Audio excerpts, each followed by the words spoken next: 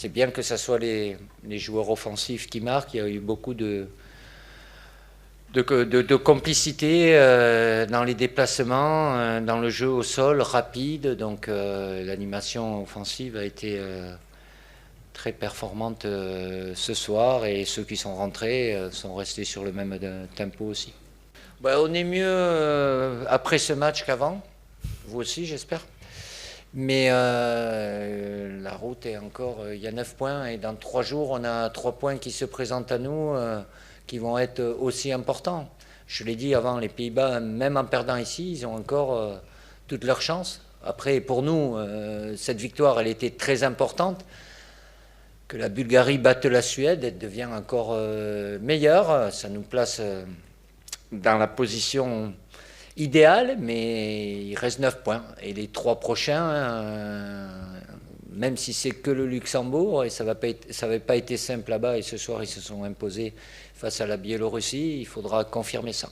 Je pense que la France a toujours eu de très très grands joueurs offensifs dans toutes les périodes. Donc après, ne commencez pas à me les comparer à d'autres qui ont fait 7, 8, 10 ans, qui ont gagné des titres. Il y a beaucoup de qualité, mais ils ont encore... le niveau international, c'est beaucoup d'exigences.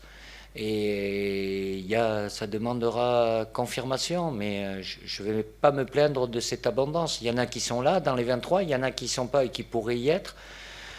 Voilà, après, je fais des choix aussi de système pour justement utiliser le maximum d'entre eux. C'est vrai, dans ce système en 4-4-2, on en a 4, donc c'est bien, mais ça demande aussi, parce que ce n'est pas que la qualité offensive. Aujourd'hui, ce qui nous a permis d'être vraiment performants aussi sur le plan défensif, ça a commencé par nos 2 attaquants, Antoine Griezmann et Olivier Giroud, qui ont permis justement à l'équipe de rester bien compacte. Donc il y a de la qualité. Ce sont des jeunes joueurs, ils ont beaucoup d'ambition, mais ça passera aussi. Il y aura peut-être des périodes un peu plus difficiles. Aujourd'hui, il y avait le retour de Kingsley Coman. Voilà, ça fait un petit moment qu'il n'était pas venu, et il a fait voir beaucoup de bonnes choses. Pour parler que de lui, mais il est dans un club où il a une concurrence où il y a 6 internationaux avec lui. Mais je préfère qu'il soit dans ces clubs-là et soumis à des exigences qui sont proches de celles qu'on a en équipe de France. L'association au milieu de terrain entre Kanté et Pogba a paru plus performante peut-être que ce qu'on avait pu voir par le passé, plus naturelle. On a vu des gestes et des tentatives aussi vers l'avant intéressantes. Je pense à N'Golo Kanté. Est-ce que vous avez été satisfait de leur association, et est-ce qu'elle peut durer dans le temps? Oui, ils ont été performants tous les deux, mais après, j'oublie pas aussi que quand on a été joué aux Pays-Bas, on a eu une doublette Pogba-Matuidi qui a été très performante aussi.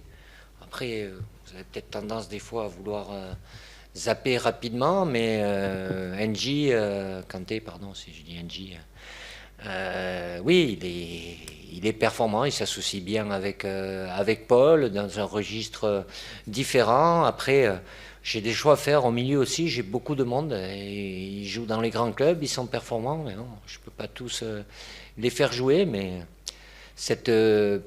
puisqu'en 4-4-2 c'est toujours par paire que ça fonctionne, cette paire a bien fonctionné avec la paire qui était derrière, avec la charnière centrale aussi.